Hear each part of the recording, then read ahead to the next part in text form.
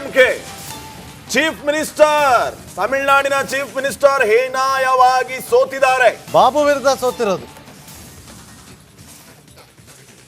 SV Babu ವಿರುದ್ಧ ಸೋತಿರುವಂತ ಸ್ಟಾಲಿನ್ ಕೊಳತ್ತೂರು ಕ್ಷೇತ್ರದಿಂದ ಸ್ಪರ್ಧೆ ಮಾಡಿದ್ರು. ಇದು ಬಿಗ್ ಶಾಕ್. ಇದು ನಿಜಕ್ಕೂ ಡಿಎಂಕೆ ಸ್ಟಾಲಿನ್ಗೆ ದೊಡ್ಡ ಶಾಕ್. ಇದು ಡಿಲಿಮಿಟೇಷನ್ ವಿಚಾರವಾಗಿ ಕೇಂದ್ರ ಸರ್ಕಾರದ ವಿರುದ್ಧ ತೊಡೆ ತಟ್ಟಿದ್ರು.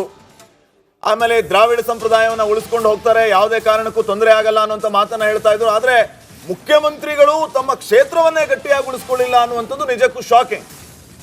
ಪೊಲಿಟಿಕ್ಸ್ ಇಸ್ ಅನ್ಸರ್ಟನಿಟಿ ಗೇಮ್ ಅನ್ನೋದಕ್ಕೆ ಇದು ಉದಾಹರಣೆ ಆಗ್ತಾ ಇದೆ. ಮುಖ್ಯಮಂತ್ರಿಗಳನ್ನೇ ಮನೆ ಕಳಿಸ್ಬಿಟ್ರು ಜನ.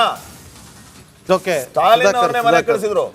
ಸುಧಾಕರ್ ಅವರೇ, ಏನನ್ನಿಸ್ತು ಈ ಒಂದು ಬೆಳವಣಿಗೆ ತಮಿಳುನಾಡಲ್ಲಿ ನೋಡಿದಾಗ ನಿಮಗೆ? ನಾವು ಈಗಾಗಲೇ ಹಿಂದೆ ಚರ್ಚೆ ಮಾಡುವಾಗ ಹೇಳಿದ್ವಿ, ವಿಜಯ್ ಅವರ ಈ ಗೆಲುವು, ವಿಜಯನ TVKಯಿಂದ ನಿಂತ ಒಬ್ಬ ಸಾಮಾನ್ಯ ಕಾರ್ಯಕರ್ತ ಅವ. ಯಾಕಂದರೆ ಪೊಲಿಟಿಕಲ್ ನಾಲೆಡ್ಜು ಇಲ್ಲ, ಈ ಹಿಂದಿನ ಭಾಳ ದೊಡ್ಡ ಎಕ್ಸ್ಪೀರಿಯನ್ಸು ಇಲ್ಲ. ಅಂಥ ಕಾರ್ಯಕರ್ತರಿಗೆ ಟಿಕೆಟ್ ಕೊಟ್ಟ ತಕ್ಷಣ ಹಾಲಿ ಮುಖ್ಯಮಂತ್ರಿಯನ್ನು ಸೋಲಿಸಿದ್ದು ಇತಿಹಾಸ ಏನಲ್ಲ, ಸಾಕಷ್ಟು ಸಂದರ್ಭಗಳಲ್ಲಿ ಸೋತಿದ್ದಾರೆ. ಸ್ಟಾಲಿನ್ನ ಸೋಲ್ಗೆ ತಮಿಳುನಾಡು ರಾಜಕೀಯ ಸಂದರ್ಭ ಬೇರೆ. ತಮಿಳುನಾಡಿನಲ್ಲಿ ಪೊಲಿಟಿಕಲ್ ಈಕ್ವೆನ್ಸ್ ನಿಮ್ಗೆ ಗೊತ್ತಿದೆ, ಬಹಳ ದೊಡ್ಡ ಇತಿಹಾಸ ಇದೆ. ಇವತ್ತಿನ DMK ಸೋಲಲ್ಲ, ಸ್ವತಃ ಮುಖ್ಯಮಂತ್ರಿ ಸೋಲ್ಗೆ ಅವರು ಹಿಂದುತ್ವದ ವಿರುದ್ಧ ಅವರು ಹೊರಡಿಸಿದ ಧ್ವನಿ ಈ ದೇಶದ ಬಹುಸಂಖ್ಯಾತರ ಭಾವನೆಗಳಿಗೆ ಧಕ್ಕೆ ಕೊಡುವಂಥ. ಉದಾಹರಣೆಗೆ ಪಶ್ಚಿಮ ಬಂಗಾಳದ ಹಿಂದಿನ ಮುಖ್ಯಮಂತ್ರಿ ಮಮತಾ ಬ್ಯಾನರ್ಜಿ ರಾಮಾಯಣ ಮಹಾಭಾರತ ಬರೆದದ್ದು ಮುಸ್ಲಿಂ ಅಂತ. ಅಂದರೆ ಈ ರೀತಿಯ ದರ್ಪ ದಾರ್ಷ್ಯ ಮತ್ತು ಹಿಂದೂಗಳ ಭಾವನೆಗಳಿಗೆ ತೀವ್ರತರವಾದ ಧಕ್ಕೆ ಕೊಡುವಂಥ ಕೆಲಸ ಮಾಡಿದ ಕಾರಣಕ್ಕಾಗಿ ಇವತ್ತು ಸ್ಟಾಲಿನ್ಗೆ ಈ ಪರಿಸ್ಥಿತಿ ಬಂದಿದೆ. ಅಲ್ಲ, ಒಂದು ಸುಧಾಕರ್ ಅವರೇ, ಒಂದು ಪೊಲಿಟಿಕಲ್ ಸಿನಿಮಾ ಬ್ಯಾಕ್ಗ್ರೌಂಡ್ ಇತ್ತು, ಸ್ಟಾರ್ಡಮ್ ಇತ್ತು, ನೇಮ್ ಇತ್ತು, ಫೇಮ್ ಇತ್ತು. ಆದರೆ ಒಂದು ಪೊಲಿಟಿಕಲ್ ಕೆರಿಯರೇ ಇಲ್ಲದಂಥ ಒಬ್ಬ ವ್ಯಕ್ತಿ ವಿಜಯ್ ಅವರು.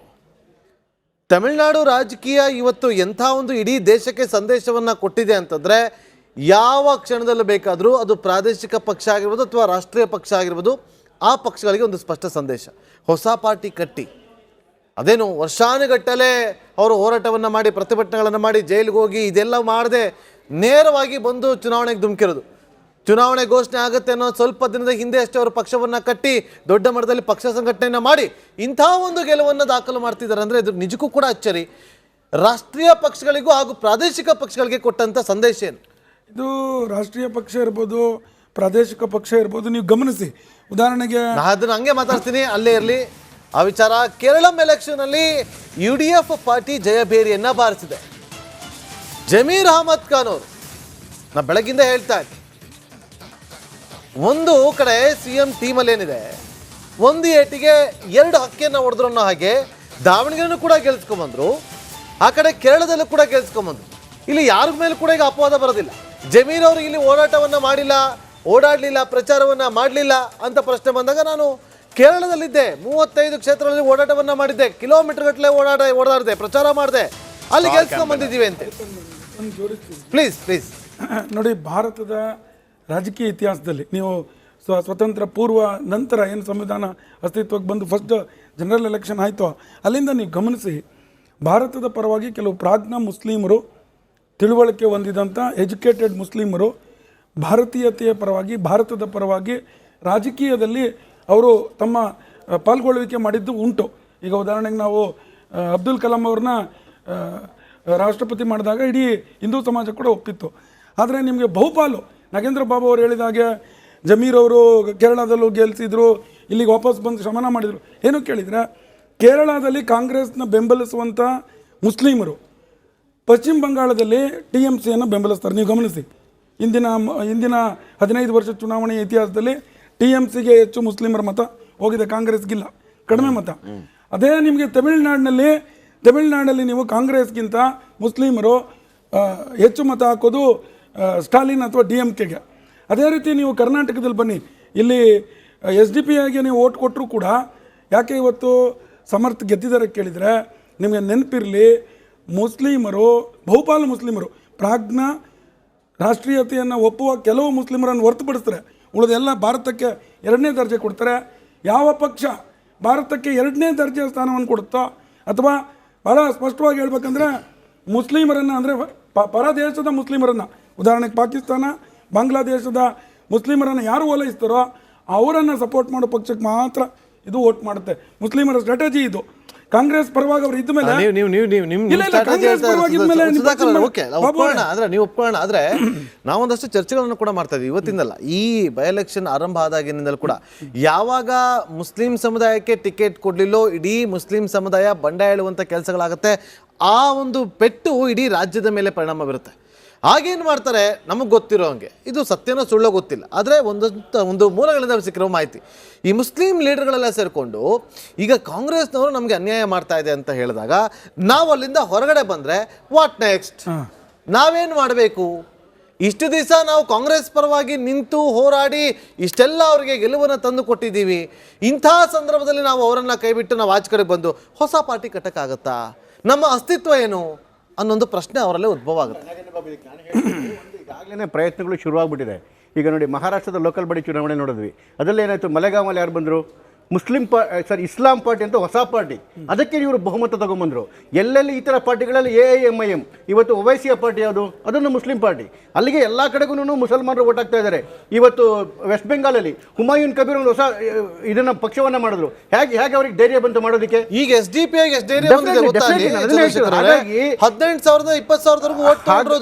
ಅದನ್ನೇ ಹೇಳ್ತಾ ಇರೋದು SDP. ಹಾಗಾಗಿ ಏನು ಕಾಂಗ್ರೆಸ್ ನಮಗೆ ವೀಟೋ ಪವರ್ ಇದೆ ಮುಸಲ್ಮಾನರ ಓಟ್ಗಳು ಅಂತಿದ್ದಲ್ಲ, ಆ ವೀಟೋ ಪವರ್ ಕುಸಿದು ಬಿದ್ದಿದೆ. ಇನ್ಮೇಲೆ ಯಾವತ್ತೂ ಕೂಡ ಮುಸಲ್ಮಾನರ ಚಿಂತನೆಗಳು, ಕೆಲವು ಮುಸಲ್ಮಾನರ ಚಿಂತನೆಗಳು ಬೇರೆಯವ್ರಿಗೆ ಹಾಕಬೇಕು, ನಮ್ಮವರಿಗೆ ಮಾತ್ರ ಆಗ್ತೀವಿ ಅಂತಕ್ಕಂಥದ್ದು ಎಲ್ಲ ಭಾಗದಲ್ಲಿ ಕಾಣ್ತಿರೋದು. ಇವತ್ತು ನಡೀತಿರ್ತಕ್ಕಂಥ ಚುನಾವಣೆ ನೋಡಿ, ಅಸ್ಸಾಮಲ್ಲಿ AIUDF ಇದೆ, ಬಬ್ರುದ್ದೀನ್ ಅಜ್ಮಲ್ದು. ನೀವು ಇದಕ್ಕೆ ಬಂದರೆ ವೆಸ್ಟ್ ಬೆಂಗಾಲಿಗೆ ಬಂದರೆ ಹುಮಾಯೂನ್ ಕಬೀರ್ ಪಕ್ಷ ಇದೆ, AIMIM ಇದೆ. ಅದೇ ರೀತಿ ನೀವು ಮಹಾರಾಷ್ಟ್ರಕ್ಕೆ ಬಂದರೆ ಇನ್ಸಾಫ್ ಪಾರ್ಟಿ ಇದೆ, ಇಸ್ಲಾಂ ಪಾರ್ಟಿ ಇದೆ. ಈಗ ಕರ್ನಾಟಕಕ್ಕೆ ಬಂದ ಹಾಗಾಗಿ ನಿಮ್ಮ ಪಾರ್ಟಿಗೆ ಸಂಬಂಧ ಚೀಫ್ ಮಿನಿಸ್ಟರ್, ತಮಿಳುನಾಡಿನ ಚೀಫ್ ಮಿನಿಸ್ಟರ್ ಹೇನಾಯವಾಗಿ ಸೋತಿದ್ದಾರೆ. ಬಾಬು ವಿರುದ್ಧ ಸೋತಿರೋದು, SV ಬಾಬು ವಿರುದ್ಧ ಸೋತಿರುವಂತ ಸ್ಟಾಲಿನ್ ಕೊಳತ್ತೂರು ಕ್ಷೇತ್ರದಿಂದ ಸ್ಪರ್ಧೆ ಮಾಡಿದ್ರು.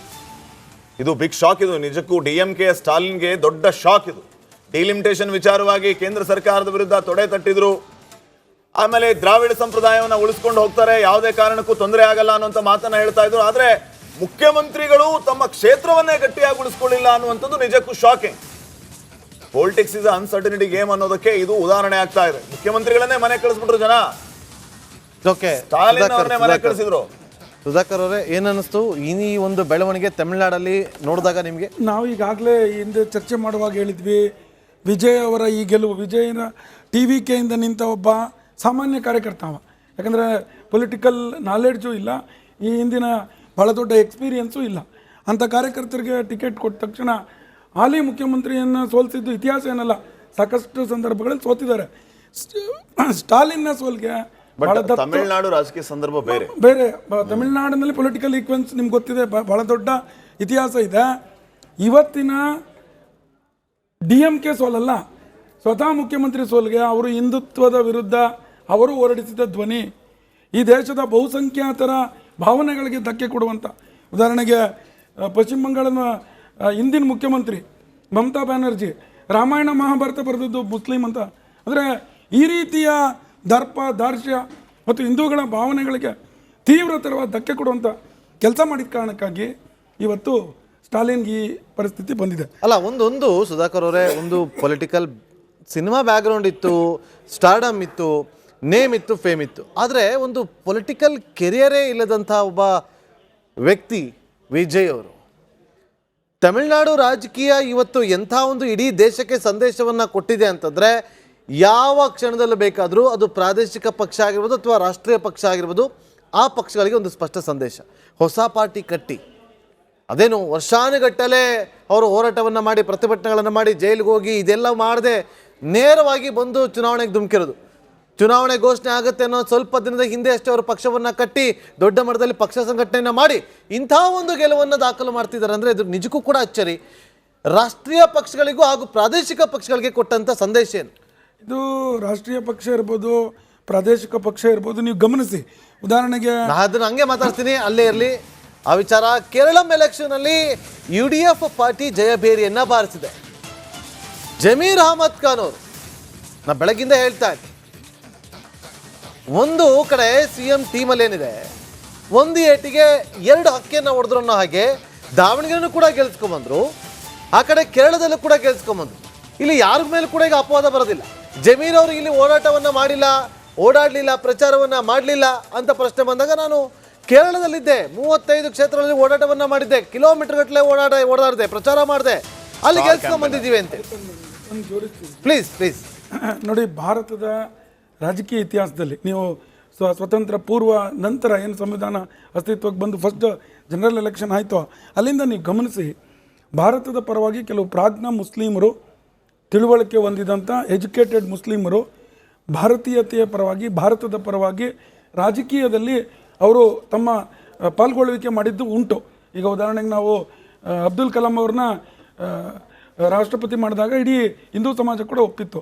ಆದರೆ ನಿಮಗೆ ಬಹುಪಾಲು ನಾಗೇಂದ್ರ ಬಾಬು ಅವರು ಹೇಳಿದಾಗೆ ಜಮೀರ್ ಅವರು ಕೇರಳದಲ್ಲೂ ಗೆಲ್ಲಿಸಿದ್ರು, ಇಲ್ಲಿಗೆ ವಾಪಸ್ ಬಂದು ಶಮನ ಮಾಡಿದರು. ಏನು ಕೇಳಿದರೆ, ಕೇರಳದಲ್ಲಿ ಕಾಂಗ್ರೆಸ್ನ ಬೆಂಬಲಿಸುವಂಥ ಮುಸ್ಲಿಮರು ಪಶ್ಚಿಮ ಬಂಗಾಳದಲ್ಲಿ TMCಯನ್ನು ಬೆಂಬಲಿಸ್ತಾರೆ. ನೀವು ಗಮನಿಸಿ, ಇಂದಿನ 15 ವರ್ಷ ಚುನಾವಣೆಯ ಇತಿಹಾಸದಲ್ಲಿ TMCಗೆ ಹೆಚ್ಚು ಮುಸ್ಲಿಮರ ಮತ ಹೋಗಿದೆ, ಕಾಂಗ್ರೆಸ್ಗಿಲ್ಲ, ಕಡಿಮೆ ಮತ. ಅದೇ ನಿಮಗೆ ತಮಿಳುನಾಡಲ್ಲಿ ನೀವು ಕಾಂಗ್ರೆಸ್ಗಿಂತ ಮುಸ್ಲಿಮರು ಹೆಚ್ಚು ಮತ ಹಾಕೋದು ಸ್ಟಾಲಿನ್ ಅಥವಾ DMKಗೆ.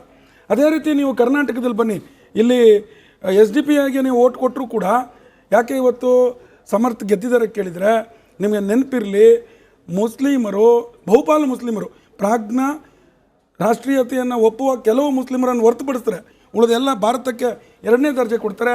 ಯಾವ ಪಕ್ಷ ಭಾರತಕ್ಕೆ 2ನೇ ದರ್ಜೆಯ ಸ್ಥಾನವನ್ನು ಕೊಡುತ್ತೋ, ಅಥವಾ ಭಾಳ ಸ್ಪಷ್ಟವಾಗಿ ಹೇಳ್ಬೇಕಂದ್ರೆ ಮುಸ್ಲಿಮರನ್ನು, ಅಂದರೆ ಪರ ದೇಶದ ಮುಸ್ಲಿಮರನ್ನು, ಉದಾಹರಣೆಗೆ ಪಾಕಿಸ್ತಾನ, ಬಾಂಗ್ಲಾದೇಶದ ಮುಸ್ಲಿಮರನ್ನು ಯಾರು ಓಲೈಸ್ತಾರೋ ಅವರನ್ನು ಸಪೋರ್ಟ್ ಮಾಡೋ ಪಕ್ಷಕ್ಕೆ ಮಾತ್ರ ಇದು ವೋಟ್ ಮಾಡುತ್ತೆ. ಮುಸ್ಲಿಮರ ಸ್ಟ್ರಾಟಜಿ ಇದು. ಕಾಂಗ್ರೆಸ್ ಪರವಾಗಿ ಅವರು ಇದ್ದ ಮೇಲೆ ನೀವು ಒಪ್ಕೊಳ್ಳೋಣ. ಆದ್ರೆ ನಾವೊಂದಷ್ಟು ಚರ್ಚೆಗಳನ್ನು ಕೂಡ ಮಾಡ್ತಾ ಇದ್ವಿ ಇವತ್ತಿಂದಲ್ಲ, ಈ ಬೈ ಎಲೆಕ್ಷನ್ ಆರಂಭ ಆದಾಗಿನಿಂದಲೂ ಕೂಡ. ಯಾವಾಗ ಮುಸ್ಲಿಂ ಸಮುದಾಯಕ್ಕೆ ಟಿಕೆಟ್ ಕೊಡ್ಲಿಲ್ಲೋ ಇಡೀ ಮುಸ್ಲಿಂ ಸಮುದಾಯ ಬಂಡ ಹೇಳುವಂತ ಕೆಲಸಗಳಾಗುತ್ತೆ. ಆ ಒಂದು ಪೆಟ್ಟು ಇಡೀ ರಾಜ್ಯದ ಮೇಲೆ ಪರಿಣಾಮ ಬೀರುತ್ತೆ. ಹಾಗೇನು ಮಾಡ್ತಾರೆ ನಮಗೆ ಗೊತ್ತಿರೋ ಹಂಗೆ, ಇದು ಸತ್ಯನೋ ಸುಳ್ಳೋ ಗೊತ್ತಿಲ್ಲ, ಆದರೆ ಒಂದು ಮೂಲಗಳಿಂದ ಸಿಕ್ಕಿರೋ ಮಾಹಿತಿ, ಈ ಮುಸ್ಲಿಂ ಲೀಡರ್ಗಳೆಲ್ಲ ಸೇರಿಕೊಂಡು ಈಗ ಕಾಂಗ್ರೆಸ್ನವರು ನಮಗೆ ಅನ್ಯಾಯ ಮಾಡ್ತಾ ಇದೆ ಅಂತ ಹೇಳಿದಾಗ ನಾವು ಅಲ್ಲಿಂದ ಹೊರಗಡೆ ಬಂದರೆ ವಾಟ್ ನೆಕ್ಸ್ಟ್, ನಾವೇನು ಮಾಡಬೇಕು? ಇಷ್ಟು ದಿವಸ ನಾವು ಕಾಂಗ್ರೆಸ್ ಪರವಾಗಿ ನಿಂತು ಹೋರಾಡಿ ಇಷ್ಟೆಲ್ಲ ಅವರಿಗೆ ಗೆಲುವನ್ನು ತಂದು ಕೊಟ್ಟಿದ್ದೀವಿ. ಇಂಥ ಸಂದರ್ಭದಲ್ಲಿ ನಾವು ಅವರನ್ನು ಕೈಬಿಟ್ಟು ನಾವು ಆಚೆ ಕಡೆ ಬಂದು ಹೊಸ ಪಾರ್ಟಿ ಕಟ್ಟಕ್ಕಾಗತ್ತಾ? ನಮ್ಮ ಅಸ್ತಿತ್ವ ಏನು ಅನ್ನೊಂದು ಪ್ರಶ್ನೆ ಅವರಲ್ಲೇ ಉದ್ಭವ ಆಗುತ್ತೆ. ಈಗಾಗಲೇ ಪ್ರಯತ್ನಗಳು ಶುರುವಾಗ್ಬಿಟ್ಟಿದೆ. ಈಗ ನೋಡಿ, ಮಹಾರಾಷ್ಟ್ರದ ಲೋಕಲ್ ಬಾಡಿ ಚುನಾವಣೆ ನೋಡಿದ್ವಿ, ಅದರಲ್ಲಿ ಏನಾಯಿತು, ಮಲೆಗಾಮಲ್ಲಿ ಯಾರು ಬಂದರು, ಇಸ್ಲಾಂ ಪಾರ್ಟಿ ಅಂತ ಹೊಸ ಪಾರ್ಟಿ, ಅದಕ್ಕೆ ಇವರು ಬಹುಮತ ತಗೊಂಡ್ಬಂದರು. ಎಲ್ಲೆಲ್ಲಿ ಈ ಥರ ಪಾರ್ಟಿಗಳಲ್ಲಿ AIMIM, ಇವತ್ತು ಒವೈಸಿಯ ಪಾರ್ಟಿ ಯಾವುದು, ಅದನ್ನು ಮುಸ್ಲಿಂ ಪಾರ್ಟಿ, ಅಲ್ಲಿಗೆ ಎಲ್ಲ ಕಡೆಗೂ ಮುಸಲ್ಮಾನರು ಓಟ್ ಆಗ್ತಾ ಇದ್ದಾರೆ. ಇವತ್ತು ವೆಸ್ಟ್ ಬೆಂಗಾಲಲ್ಲಿ ಹುಮಾಯೂನ್ ಕಬೀರ್ ಒಂದು ಹೊಸ ಇದನ್ನ ಪಕ್ಷವನ್ನ ಮಾಡಿದ್ರು. ಹೇಗೆ ಅವ್ರಿಗೆ ಧೈರ್ಯ ಬಂತು ಮಾಡೋದಕ್ಕೆ? ಈಗ SDP ಧೈರ್ಯ ಬಂದಿದೆ ಗೊತ್ತಾ? ಹಾಗಾಗಿ 18,000 20,000 ಓಟ್ ತಗೊಂಡಿರೋದು. ಎಸ್, ಅದನ್ನೇ ಹೇಳ್ತಾ ಇರೋದು SDP. ಹಾಗಾಗಿ ಏನು ಕಾಂಗ್ರೆಸ್ ನಮಗೆ ವೀಟೋ ಪವರ್ ಇದೆ ಮುಸಲ್ಮಾನರ ಓಟ್ಗಳು ಅಂತಿದ್ಯಲ್ಲ, ಆ ವೀಟೋ ಪವರ್ ಕುಸಿದು ಬಿದ್ದಿದೆ. ಇನ್ಮೇಲೆ ಯಾವತ್ತೂ ಕೂಡ ಮುಸಲ್ಮಾನರ ಚಿಂತನೆಗಳು, ಕೆಲವು ಮುಸಲ್ಮಾನರ ಚಿಂತನೆಗಳು ಬೇರೆಯವ್ರಿಗೆ ಯಾಕೆ ಹಾಕಬೇಕು, ನಮ್ಮವರಿಗೆ ಮಾತ್ರ ಆಗ್ತೀವಿ ಅಂತಕ್ಕಂಥದ್ದು ಎಲ್ಲ ಭಾಗದಲ್ಲಿ ಕಾಣ್ತಿರೋದು. ಇವತ್ತು ನಡೀತಿರ್ತಕ್ಕಂಥ ಚುನಾವಣೆ ನೋಡಿ, ಅಸ್ಸಾಮಲ್ಲಿ AIUDF ಇದೆ, ಬಬ್ರುದ್ದೀನ್ ಅಜ್ಮಲ್ದು. ನೀವು ಇದಕ್ಕೆ ಬಂದರೆ ವೆಸ್ಟ್ ಬೆಂಗಾಲಿಗೆ ಬಂದರೆ ಹುಮಾಯೂನ್ ಕಬೀರ್ ಪಕ್ಷ ಇದೆ, AIMIM ಇದೆ. ಅದೇ ರೀತಿ ನೀವು ಮಹಾರಾಷ್ಟ್ರಕ್ಕೆ ಬಂದರೆ ಇನ್ಸಾಫ್ ಪಾರ್ಟಿ ಇದೆ, ಇಸ್ಲಾಂ ಪಾರ್ಟಿ ಇದೆ. ಈಗ ಕರ್ನಾಟಕಕ್ಕೆ ಬಂದಿಗಾಗಲೇ ಹಾಗಾಗಿ